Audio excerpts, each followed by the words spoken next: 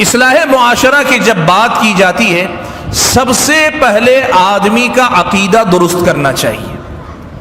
سب سے پہلے آدمی کا ایمان درست کرنا چاہیے، آدمی کا اللہ تعالیٰ کے بارے میں جو اس کی معلومات ہیں اور ان معلومات میں جو خلل ہیں، جو کمزوری ہے یا کمی ہے۔ کئی بار ایسا ہوتا ہے کہ لوگوں کو اللہ تعالیٰ کے بارے میں زیادہ معلوم نہیں، بالکل نہیں معلوم، بس اتنا جانتے اللہ نے پیدا کیا، اب اس کے بعد مزید اللہ نے اپنے بارے میں کیا کیا بتایا نہیں معلوم ہے، اور جب اللہ تعالیٰ کو جانتے ہی نہیں تو اللہ تعالیٰ سے وہ تعلق بھی نہیں پیدا کر پاتی۔ کسی جن کا ڈر، کسی جادو کا ڈر، کسی بھوت کا ڈر، کسی پریت کا ڈر، فلاں کا ڈر، اور ڈر کر جس اللہ کی طرف لوٹنا چاہیے اس کی طرف نہ لوٹ کر کسی تعویذ، کسی ڈنڈے، کسی لیمو اور اس کے ساتھ کالا دھاگا، پیلا دھاگا۔ دیکھو یہ کیا ہو رہا ہے کہ ہمارے ایمان اور عقیدے کی جو بنیادیں وہ اپنی جگہ پر قائم نہیں رہیں، تو پھر ہم اور آپ اپنی زندگی میں سدھر نہیں سکتے۔ ان ساری چیزوں سے ہٹ کر سارے معاملات میں اللہ تعالیٰ سے ایسا تعلق جوڑو کہ محبت بھی اللہ سے زیادہ کسی کی نہ ہو اور ڈر بھی اللہ تعالیٰ سے زیادہ کسی اور کا نہ ہو۔ سماج کو ایسے سدھار کر رکھنا چاہیے کہ یاد رکھو جہاں بھی ہم نیکی کرنا چاہیں نیکی کرنے والے کو سپورٹ ملے، نیکی کرنے والے کی ہمت افزائی ہو ہر طرف سے۔ اپنے اندر بھی میں نیکی کا ارادہ کروں تو مجھے اندر سے یہ خواہش آنی چاہیے میں اور نیکی کروں گا، جذبہ بڑھنا چاہیے۔ میں اگر نیکی کرنا چاہوں، میں اگر نیک بننا چاہوں، میرے گھر بار کے لوگوں کو خود میرا سپورٹ کرنا چاہیے اور مجھے میرے گھر بار والوں کو نیک بننے میں مدد دینی چاہیے۔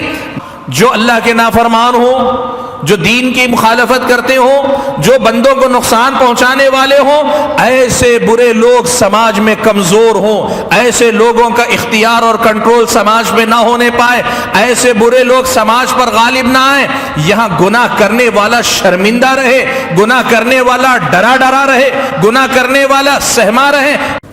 الحمدللہ رب العالمین والصلاة والسلام على أشرف الأنبياء والمرسلين وعلى آله وأصحابه أجمعين ومن تبعهم بإحسان إلى يوم الدين يا أيها الذين آمنوا اتقوا الله حق تقاته ولا تموتن إلا وأنتم مسلمون يا أيها الناس اتقوا ربكم الذي خلقكم من نفس واحدة وخلق منها زوجها وبث منهما رجالا كثيرا ونساء واتقوا الله الذي تساءلون به والأرحام إن الله كان عليكم رقيبا يا أيها الذين آمنوا اتقوا الله وقولوا قولا سديدا يصلح لكم أعمالكم ويغفر لكم ذنوبكم ومن يطع الله ورسوله فقد فاز فوزا عظيما أما بعد فأعوذ بالله من الشيطان الرجيم بسم الله الرحمن الرحيم والمؤمنون والمؤمنات بعضهم أولياء بعض يأمرون بالمعروف وينهون عن المنكر ويقيمون الصلاة ويؤتون الزكاة ويطيعون الله ورسوله أولئك سيرحمهم الله إن الله عزيز حكيم۔ محترم علماء کرام، میرے اپنے بزرگوں، نوجوان بھائیوں اور پردہ نشین خواتین اسلام، اللہ تبارک و تعالی نے مجھ کو اور آپ کو اس دنیا میں ایک اہم مقصد کے ساتھ بھیجا ہے۔ ہماری اور آپ کی زندگی ایک مقصد سے جڑی ہوئی ہے۔ جس طرح سفر کرنے والے مسافر کی ایک منزل ہوتی ہے، اسے ایک مقام پر پہنچنا ہوتا ہے، ویسے ہم اور آپ بھی یہاں مسافر ہیں، اور ایک مسافر کی طرح میری اور آپ کی زندگی کی بھی ایک منزل ہے، ایک مقصد ہے جس کے لیے ہم زندگی میں سفر طے کرتے ہوئے آگے بڑھ رہے ہیں۔ وہ مقصد کیا ہے؟ اللہ تبارک و تعالیٰ نے ہم اور آپ کو जन्नत से निकाल कर दुनिया के अंदर भेजा,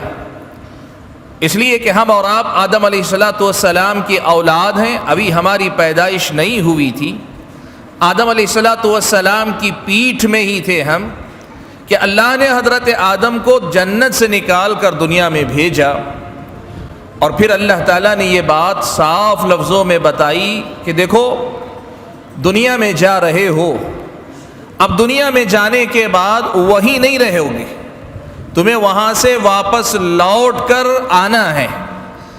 अब जा रहे हो तो सब के सब जन्नत ही से निकल कर जा रहे हो,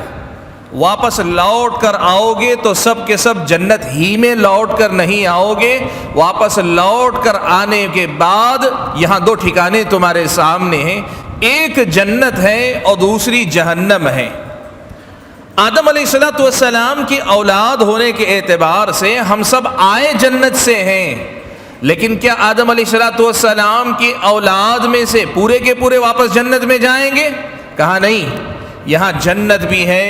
जहन्नम भी है। वापस लौट कर जाने वाले कुछ लोग जन्नत में जाएंगे तो बहुत सारे लोग जहन्नम के अंदर भी जाएंगे। हत्ता के प्यारे नबी सल्लल्लाहु अलैहि वसल्लम ने एक हदीस में कहा कि अल्लाह तबारक व तआला, या तो अल्लाह ने कहा आदम से, या अल्लाह ताला आदम अलैहिस्सलाम से कहेगा कि अखरिज बाअसन नार, ऐ आदम अपनी औलाद में से जो जहन्नम का हिस्सा है उनको अलग कर लो। जो तुम्हारी अपनी औलाद, तुम्हारी अपनी नस्ल है, इनमें से तुम जहन्नम के हिस्से को अलग कर लो। हज़रत आदम अलैहिस्सलाम पूछेंगे वमा बाअसुन नार, ऐ अल्लाह ताला ये जहन्नम का जाने वाला हिस्सा कौन है, कितने लोग हैं? अल्लाह ताला कहेगा कि हर 1000 में से 999 लोगों को, 990 पर 9 लोगों को जहन्नम के लिए अलग कर लो, एक आदमी को जन्नत के लिए छोड़ दो। सुभान अल्लाह। इसका मतलब ये हुआ कि आप यहाँ सबसे पहले ये बात समझें कि हम और आप जब इस दुनिया में आए हैं तो यहाँ रहेंगे नहीं, यहाँ से वापस जाएंगे। और यहाँ से जब वापस जाएंगे तो हमें 1000 में से एक बनना है।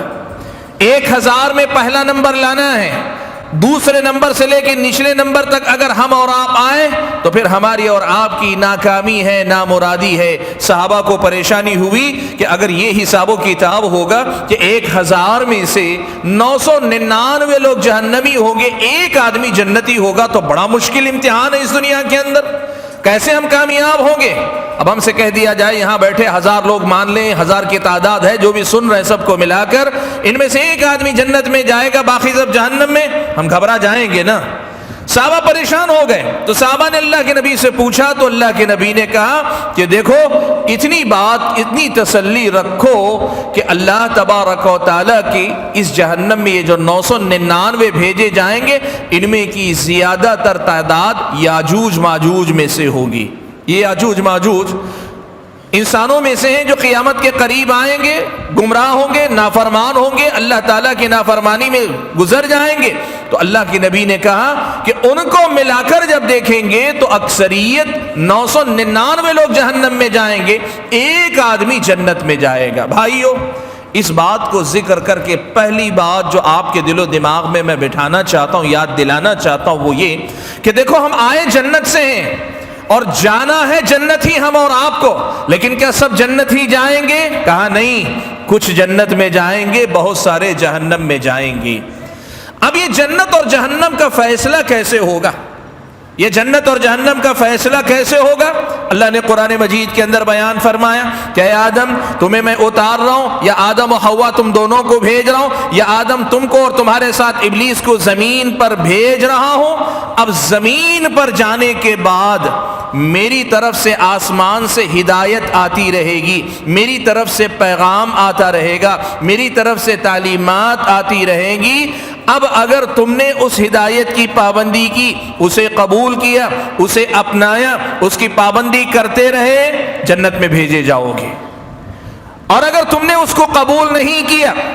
یا قبول نہیں کرنے کا، قبول تو کیا لیکن اس کی پابندی کرنے کے لیے تیار نہیں، اس تعلیم پر عمل کرنے کے لیے تیار نہیں، تو یا تو جہنم میں جھونک دیے جاؤ گے یا پھر جہنم تمہارا ٹھکانہ ہو گیا، پھر اللہ تعالیٰ تمہارے ساتھ جو معاملہ کرنا چاہے کرے گا۔ بھائیو، اسی لیے اس پہلی بات کو ہم اور آپ سمجھیں کہ ہم مسافر ہیں اور ہمارے سفر کا ایک مقصد ہے، اور اس مقصد میں کامیاب ہونے کے لیے محنت کرنا، کوشش کرنا، جد و جہد کرنا اور پورا زور لگا دینا، یہی اصل میں ہماری اور آپ کی زندگی کی محنت کا، دوڑ دھوپ کا، ہماری اور آپ کی کوششوں کا، ہمارے اور آپ کی صبح و شام کا، ہماری مصروفیات کا مقصد ہونا چاہیے۔ یہ پہلی بات اگر ہم اور آپ سمجھ لیتے ہیں تو میں آتا ہوں معاشرے کی طرف۔ بھائیو دیکھو، اللہ تعالیٰ نے انسان کو، ہم کو اور آپ کو ایسا بنایا ہے کہ ہم تنہا نہیں رہ سکتے، کوئی انسان تنہا نہیں جی سکتا۔ اللہ تعالیٰ نے ہمیں جانداروں میں سے، یعنی جانوروں میں سے، جاندار مخلوقات میں سے بنایا۔ اب اللہ کی یہ جو جانور مخلوقات، حیوانات میں اللہ نے الگ الگ قسم کے جانور بنائے۔ کچھ جانور ایسے وہ اکیلے ہی رہتا ہے، وہ کسی اور کو، اپنی ہی جنس کے لوگوں کے ساتھ نہیں رہتا۔ کئی ایسی مخلوقات ہیں زمین کے اندر وہ تنہا ہی جی سکتی ہیں، وہ اپنے ہی لوگوں کے ساتھ نہیں جیتا۔ اور وہیں اللہ نے بہت ساری مخلوقات ایسی بنائی ہیں وہ تنہا نہیں رہ سکتے، وہ آپس میں ایک دوسرے کے ساتھ مل کر ہی زندگی گزار سکتے ہیں۔ انسانوں کو اللہ تعالیٰ نے ایسے بنایا ہے کہ یہ انسان تنہا زندگی نہیں گزار سکتا، یہ اپنے جیسے انسانوں کے ساتھ مل کر زندگی گزارتا ہے، اور یہ ملنا، ساتھ رہنا، ایک دوسرے کے تعلقات، ایک دوسرے سے جڑے رہنا ایک انسان کی ضرورت ہے۔ اس کے بغیر کوئی بھی انسان اس دنیا کے اندر جی نہیں سکتا۔ اسی لیے آپ دیکھیں انسانوں کو جو سزائیں دی جاتی ہے نا، ان سزاؤں میں سے ایک سزا ہے جسے کہتے ہیں قید تنہائی۔ قید تنہائی یعنی کسی انسان کو اکیلا رکھ دینا، ایک کمرے میں اکیلا تنہا رکھ دینا، یہ خود ایک بہت بڑی سزا ہے، یہ اپنے آپ میں سزا ہے۔ اور آپ یہ بات جان لیں، کسی آدمی کو آپ اگر مہینوں نہیں سالہ سال تک کمرے میں رکھ دیں اکیلا تنہا، کھانا پینا دیں، ساری چیزیں دیں، لیکن ایک مدت گزر جائے گی آدمی پاگل ہو جاتا ہے۔ کیوں؟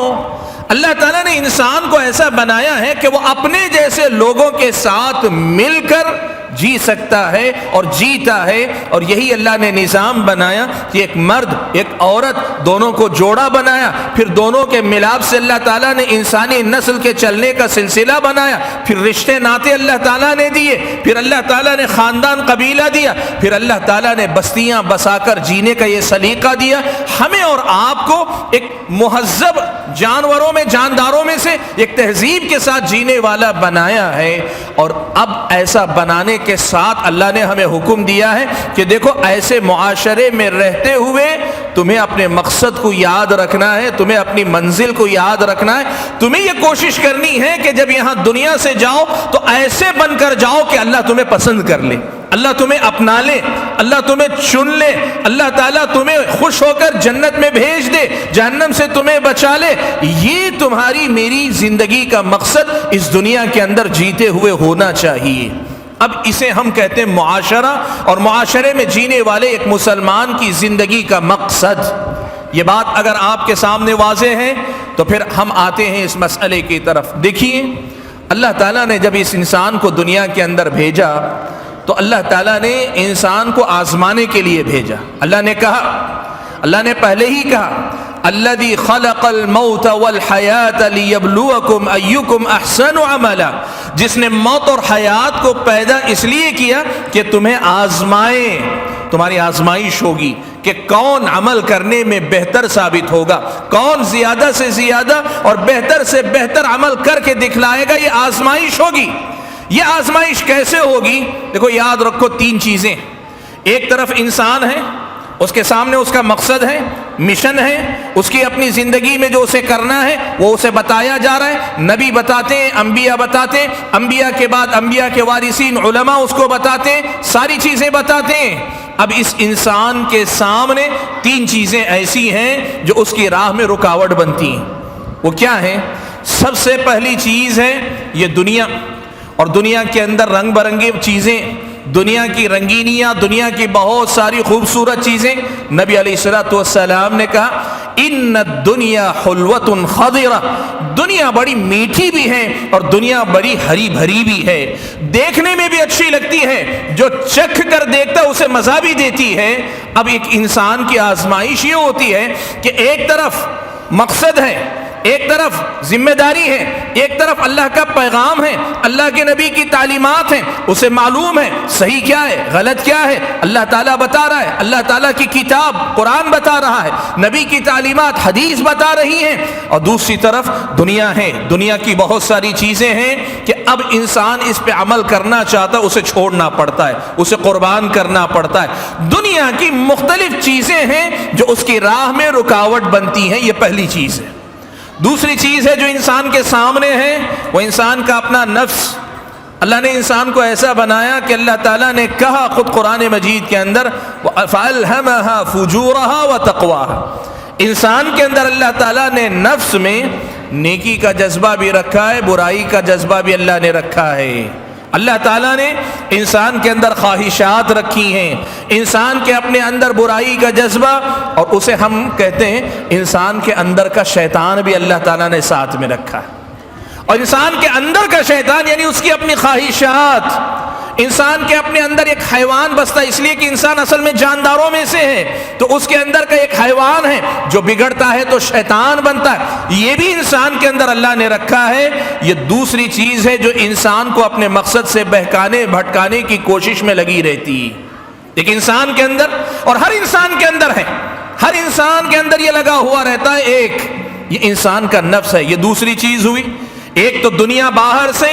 اور دوسرا انسان کے اندر کا حیوان یا شیطان اندر سے۔ یہ انسان کو نیک بننے نہیں دیتا، نیک رہنے نہیں دیتا، نیکی پہ باقی رہنے نہیں دیتا، برائی سے بچنے نہیں دیتا، یہ انسان کی آزمائش ہے۔ اور تیسری چیز وہ ہے شیطان، ابلیس اور اس کی ذریت۔ وہ جو اللہ تعالیٰ نے جب اسے آدم کو سجدہ کرنے کے لیے کہا، اس نے انکار کر دیا، اللہ نے اسے دھتکار دیا، اس نے اللہ کے پاس مہلت مانگی، اللہ نے اسے مہلت دے دی، اس نے کہا قیامت تک جب تک تو نے مجھے مہلت دی ہے، میں اور میری ذریت، میری اولاد، میری نسل مل کر ان انسانوں کو تباہ کریں گے، برباد کریں گے، گمراہ کریں گے۔ تیرے بندوں میں سے اکثر کو تو اپنا شکر گزار نہیں پائے گا، نافرمان ہی پائے گا۔ یہ شیطان بھی انسان کے سامنے کھڑا ہے۔ اب یہاں دیکھیں تین چیزیں، یہ دنیا ہے، انسان کا نفس ہے، شیطان ہے، یہ تین چیزیں انسان کو نیک رہنے نہیں دیتی۔ حالانکہ انسان کو نیکی معلوم ہے،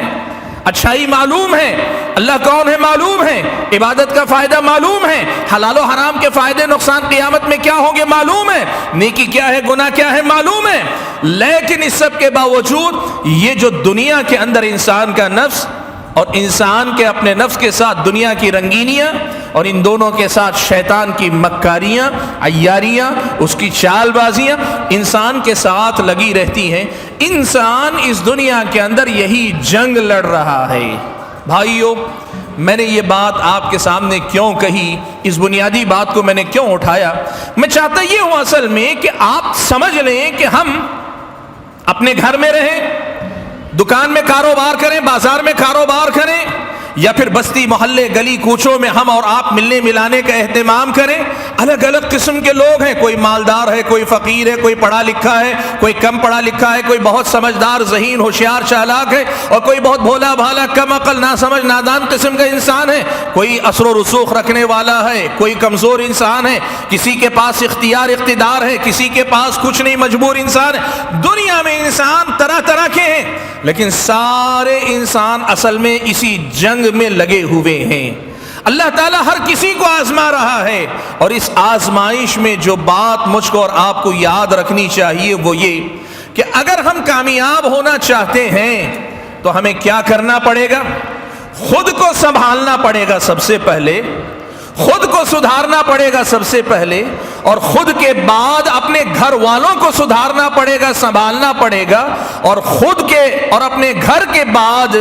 ہمارے اور آپ کے جو سماج اور معاشرہ، ہماری اور آپ کی جو بستی محلہ، ہمارا اور آپ کا جو ماحول ہے جہاں ہم صبح و شام رہتے ہیں، وہ ہماری گلی کوچے ہوں یا ہمارا اور آپ کا کاروبار بازار ہو، وہ ہماری اور آپ کی سیاست ہو، وہ ہمارے اور آپ کے بچوں کے کھیل کود ہو، وہ ہماری اور آپ کی شادی بیاہ کی مجلسیں ہوں، وہ ہماری اور آپ کی الگ الگ قسم کی خوشیوں کی مناسبتیں ہوں، یا وہ ہمارے اور آپ کی زندگی میں آنے والی مصیبتیں ہوں، ہر جگہ ہم اور آپ کو سماج کو ایسے سدھار کر رکھنا چاہیے کہ یاد رکھو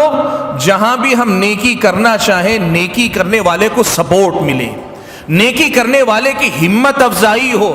ہر طرف سے۔ اپنے اندر بھی میں نیکی کا ارادہ کروں تو مجھے اندر سے یہ خواہش آنی چاہیے میں اور نیکی کروں گا، جذبہ بڑھنا چاہیے۔ میں اگر نیکی کرنا چاہوں، میں اگر نیک بننا چاہوں، میرے گھر بار کے لوگوں کو خود میرا سپورٹ کرنا چاہیے اور مجھے میرے گھر بار والوں کو نیک بننے میں مدد دینی چاہیے۔ میں اگر اچھا بننا چاہتا ہوں، واقعی معنوں میں وہ جو آسمان سے ہدایت آتی ہے اس پہ عمل کرنا چاہتا ہوں، میرے سماج، میرے معاشرے کے لوگ میرا ساتھ دینے والے بنے، میرا سہارا بنے، ہم اور آپ ایک دوسرے کی طاقت بنے، اس کی فکر ہم اور آپ کو کرنی چاہیے۔ اور ساتھ ہی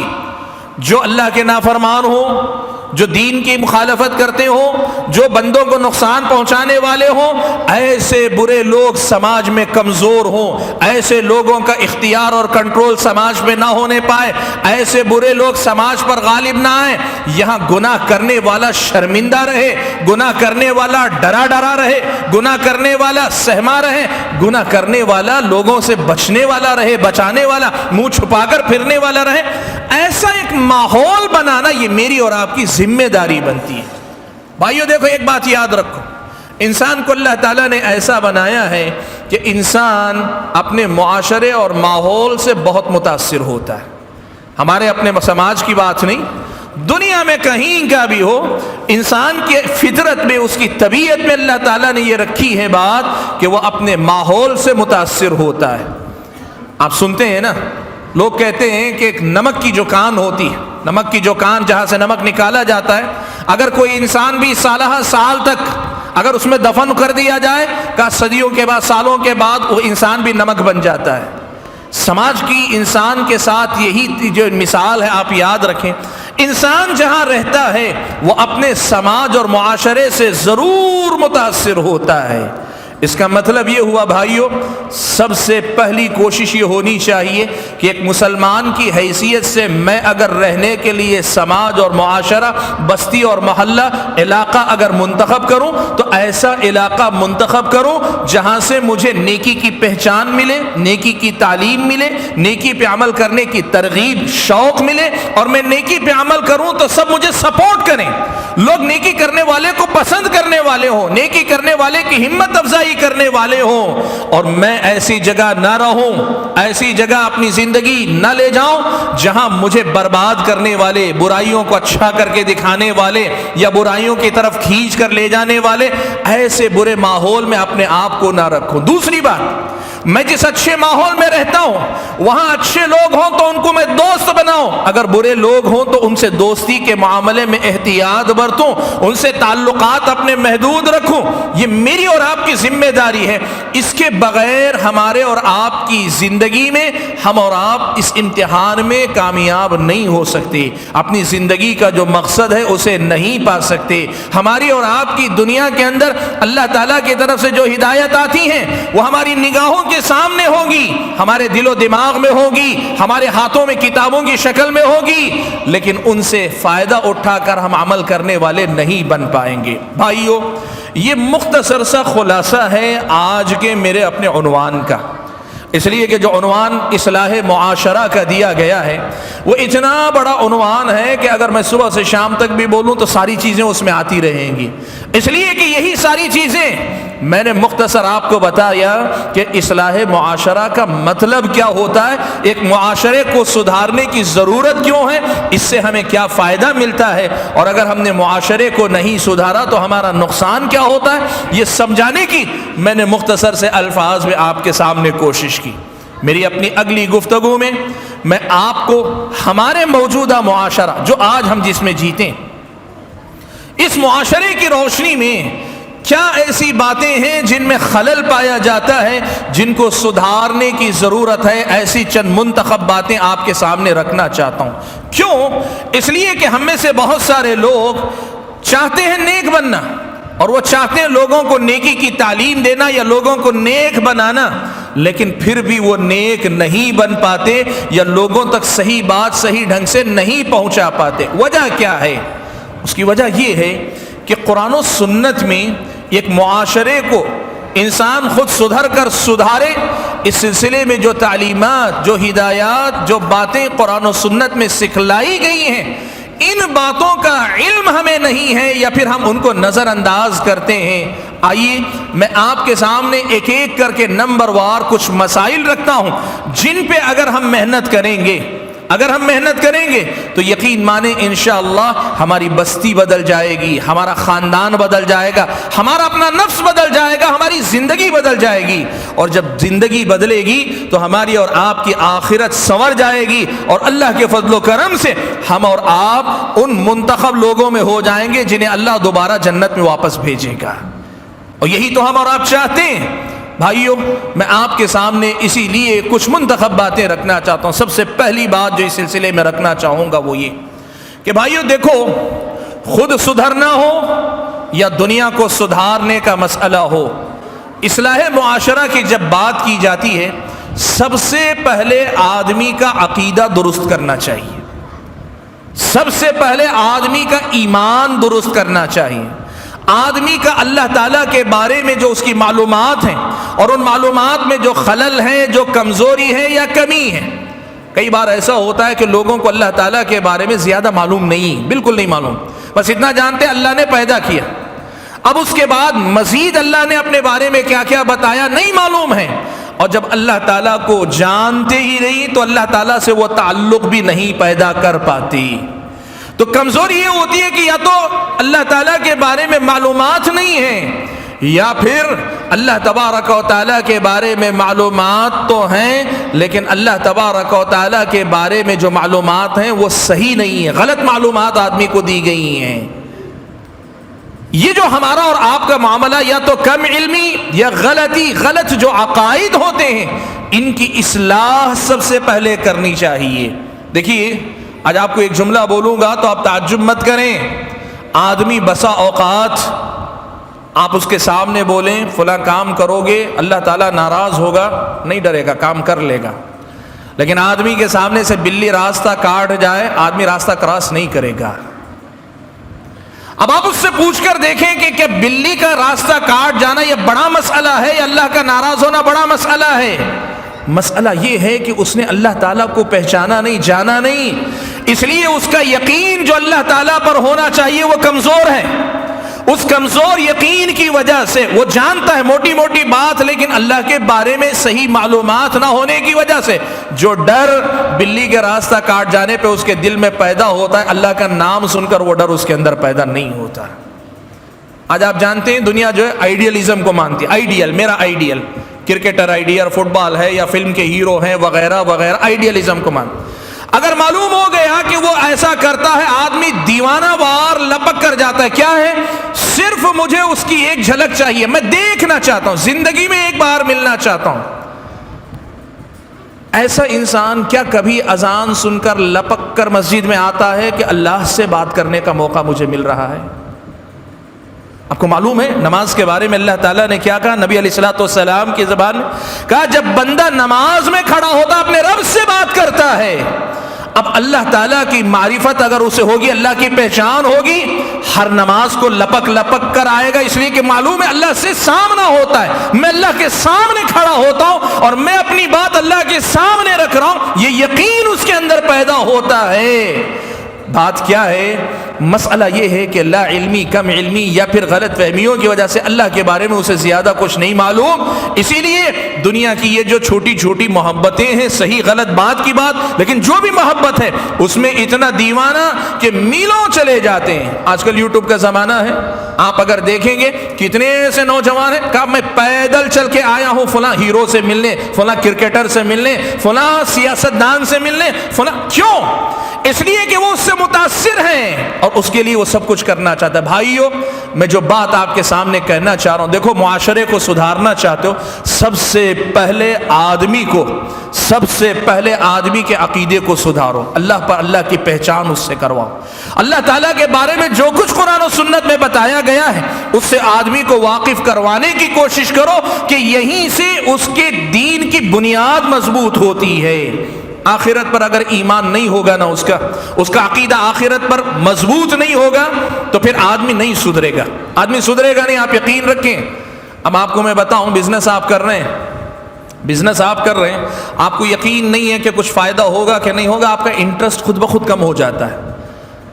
آپ کو یقین ہوگا کوئی نقصان ہونے والا ہے بہت بڑا، آپ بہت چوکنے ہو کر بزنس کریں گے، آپ کو اندازہ پتہ نہیں کوئی بڑا نقصان نہیں ہوگا، آپ بہت زیادہ ٹینشن نہیں لیں گے بزنس کے اندر۔ کیوں؟ اس لیے کہ نفع و نقصان کے سلسلے میں آپ کے پاس کوئی پریشر نہیں ہے، کوئی آپ کو ڈھکیلنے والا نہیں، نفع کا لالچ آپ کو کھینچ نہیں رہا ہے اور نقصان کا ڈر آپ کو ڈرا نہیں رہا ہے۔ آخرت پر اگر ایمان مسلمان کا مضبوط نہیں ہوگا، بنیادی عقیدہ اس کا مضبوط نہیں ہوگا آخرت پر ایمان، تو پھر وہ آدمی کبھی نیک نہیں بن پا۔ معلوم سب ہوگا، نماز بھی معلوم، روزہ بھی معلوم، حلال و حرام بھی معلوم، سب معلوم ہے، لیکن عمل نہیں کرے گا۔ کیوں نہیں کرے گا؟ ایمان وہاں کمزور ہے، آخرت میں جواب دہی کا یقین نہیں ہے۔ دیکھو مائی عائشہ صدیقہ رضی اللہ تعالیٰ عنہ کتنے سادہ الفاظ میں فرماتے ہیں، صحیح بخاری کی روایت یہ کہتی ہیں کہ سب سے پہلے اللہ تعالیٰ نے قرآن کے اندر مفصل جو صورتیں وہ اتاری، مفصل صورتیں وہ ہیں جس میں توحید کی بات ہے، رسالت کی بات ہے، جنت اور جہنم کا تذکرہ ہے۔ مائی عائشہ کہتی ہیں کہ اللہ نے پہلے ایسی آیتیں اتاری جن میں جنت و جہنم کا تذکرہ ہے، اللہ کی توحید کا بیان ہے، یہاں تک کہ یہ ایمان لوگوں کے دلوں میں مضبوط ہو گیا۔ پھر اس کے بعد اللہ نے حلال و حرام کی بات اتاری، اور آگے کہتی ہے ماں عائشہ رضی اللہ تعالیٰ عنہ خود کہتی ہیں اگر ایسا نہ ہو کر پہلے ہی دن ان سے کہا گیا ہوتا، مکہ کے لوگوں سے کہا گیا ہوتا کہ تم شراب مت پیو، تو وہ کہتے ہم شراب نہیں چھوڑیں گے۔ ان سے کہا جاتا کہ زنا مت کرو، کہتے نہیں ہم زنا نہیں چھوڑ سکتے۔ ان سے کہا جاتا کہ تم جو قتل مت کرو، کہتے ہم قتل نہیں چھوڑیں گے۔ اللہ تعالیٰ نے کیا کیا؟ نبی علیہ الصلوۃ والسلام کے ذریعے سب سے پہلے ان کے عقائد مضبوط کیے، قرآن کی وہ آیتیں اتاری جو اللہ کی معرفت، آخرت میں جواب دہی کا احساس، نبی علیہ الصلوۃ والسلام پر ایمان اور آپ کی سنت اور آپ کی تعلیمات کی پیروی، یہ جو بنیادی عقائد ہیں نا، ان پر اللہ تعالیٰ نے محنت کروائی، اور جب یہ مضبوط ہو جاتے ہیں تو پھر آدمی کے دل میں ڈر بھی آتا ہے کہ غلطی کروں گا اللہ پکڑے گا، اللہ کی سزا کا ڈر آئے گا دل میں انسان کے۔ بھائیوں آج آپ دیکھو، سچ یہ ہے کہ مجھ سمیت، میں بھی آپ میں سے ہوں، آپ ہمارے بھائی، ہم آپ کے بھائی، ہم سب کا حال یہی ہے کہ اللہ کی محبت بھی ہمارے اندر کمزور ہے اور اللہ کا ڈر بھی ہمارے اندر بہت کم ہے۔ اگر واقعی معنوں میں اللہ سے محبت ہوتی نا تو ہمارے جینے کا انداز ہی الگ ہوتا، اور اگر اللہ کا واقعتاً ڈر ہوتا جیسا کہ ڈرنے کا تقاضا ہے تو ہماری اور آپ کی زندگی میں اتنی لاپرواہی نہیں ہوتی۔ اس لیے بھائیو، سب سے پہلے اپنے ایمان اور عقیدے کی اصلاح کرنے کی کوشش کیجئے، یہ پہلی بنیاد ہے جس پہ ہم کو اور آپ کو محنت کرنا ہے اگر ہم لوگوں کو ایمان سدھارنا چاہتے ہیں۔ اب اس میں کیا ہے؟ اب اس عقیدے میں خلل کہاں پیدا ہوتا ہے؟ لوگ تعویذ باندھ لیتے ہیں، لوگ اپنے گھروں کے اندر مختلف قسم کی چیزیں باندھ لیتے ہیں۔ جو ڈر اللہ کے بارے میں ہونا چاہیے وہ کسی جن کا ڈر، کسی جادو کا ڈر، کسی بھوت کا ڈر، کسی پریت کا ڈر، فلاں کا ڈر، اور ڈر کر جس اللہ کی طرف لوٹنا چاہیے اس کی طرف نہ لوٹ کر کسی تعویذ، کسی ڈنڈے، کسی لیمو، کسی پٹکری کا لکی کا ٹکڑا اور اس کے ساتھ کالا دھاگا، پیلا دھاگا۔ دیکھو یہ کیا ہو رہا ہے کہ ہمارے ایمان اور عقیدے کی جو بنیادیں وہ اپنی جگہ پر قائم نہیں رہیں تو پھر ہم اور آپ اپنی زندگی میں سدھر نہیں سکتے۔ ان ساری چیزوں سے ہٹ کر سارے معاملات میں اللہ تعالیٰ سے ایسا تعلق جوڑو کہ محبت بھی اللہ سے زیادہ کسی کی نہ ہو اور ڈر بھی اللہ تعالیٰ سے زیادہ کسی اور کا نہ ہو۔ وہ کیفیت اگر ہمارے اندر آئی تو ہمارے ایمان اور عقیدے مضبوط ہوں گے، اور جب یہ ہوگا تو یہ بھی یقین ہوگا اللہ کے سامنے جانا ہے۔ یوم یقوم الناس لرب العالمین، سارے لوگ اللہ کے سامنے کھڑے ہوں گے، ایک ایک بات کا جواب دینا ہوگا۔ یہ احساس ہمیں سنبھالے گا، یہ احساس ہمیں تقویت تربیت دے گا، اس پر ہمیں محنت کرنی چاہیے۔ بھائیو میں آپ کو بتاؤں، خاص طور پہ میری ماؤں اور بہنوں سے کہنا چاہوں گا، دیکھو یہ ایمان اور عقیدے کے معاملے میں مردوں سے پہلے عورتیں کمزور ہوتی ہیں، اور جب گھر کی عورت کمزور ہوتی ہے ایمان اور عقیدے میں، وہ مردوں کے ایمان اور عقیدے کو بھی کمزور کر دیتی ہے۔ یہ سچائی آپ یاد رکھنا۔ یہ بات اللہ کے نبی صلی اللہ علیہ وسلم کی ایک حدیث سے سمجھ میں آتی ہے۔ آپ صلی اللہ علیہ وسلم نے فرمایا، جزیرۃ العرب سے اللہ تعالیٰ نے شرک کو نکال دیا، اللہ کے نبی کی زندگی میں شرک کا خاتمہ ہو گیا۔ اللہ کے نبی نے کہا قیامت اس وقت تک قائم نہیں ہوگی جب تک قبیلے دوس کی عورتیں اپنے ذل خلاصہ، ان کے بت کا نام ہے، اس کے اطراف چکر نہیں لگانے لگیں گی۔ اہل علم نے حدیث کی شرح کرتے ہوئے لکھا کہ قبیلے کی عورتیں اس کے اطراف چکر لگائیں گی۔ عورتوں کا تذکرہ خاص طور پہ اللہ کے نبی نے کیوں کیا؟ قرآن و سنت میں عام طور پہ مردوں کا ذکر آتا ہے، عورتیں بھی ساتھ ہوتی، لیکن اس میں عورتوں کا خاص تذکرہ کیوں کیا؟ کہا اس لیے کہ عورتیں سب سے زیادہ توہم پرستی، وہم،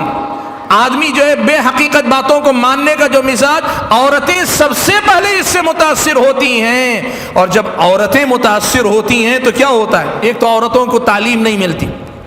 جیسے ہمارے سماج میں عورتوں کو مسجد میں آنے نہیں دیا جاتا، ان کی تعلیم کے لیے دینی تعلیم کا خاص طور پہ کوئی انتظام نہیں کیا جاتا، اور اس کے ساتھ ساتھ ان کے اندر فطری طور پہ اللہ نے جو کمزوری رکھی اس کا نتیجہ یہ ہے کہ بڑی آسانی سے شیطان وہ سارے اوہام و خرافات ان کے دماغ میں بٹھانے میں کامیاب ہو جاتا ہے اور وہ قبول کر لیتے ہیں۔ اور جب ایک مرتبہ قبول کر لیتی ہیں تو کیا ہوتا ہے پتہ ہے؟ وہ خود کمزور پڑ جاتی ہیں اور اپنی گود میں پلنے والے بچوں کے اندر بھی وہ ساری غلط باتیں بٹھاتی ہیں۔ اسی لیے آج ہمارے اپنے نوجوانوں کو دیکھو، کسی اس سے فلاں سے لڑنے کی بات ہو تیار ہیں، لیکن اگر بتا دیں بلی نے راستہ کاٹا ہے، فلاں ہو گیا ہے، اتنا کمزور ایمان ہمارے نوجوانوں کا۔ وجہ کیا ہے؟ وجہ یہ ہے کہ ہمارے ان نوجوان بھائیوں کی تربیت ہماری جن ماؤں کی گود میں ہوئی ہے ان کے اندر وہ ایمان اور عقیدے کی کمزوری ہے۔ اسی لیے یاد رکھو، اپنی خواتین کو بھی اس پر توجہ دینے کی ضرورت ہے۔ ایمان اور عقیدے پہ سب سے پہلے محنت کرو،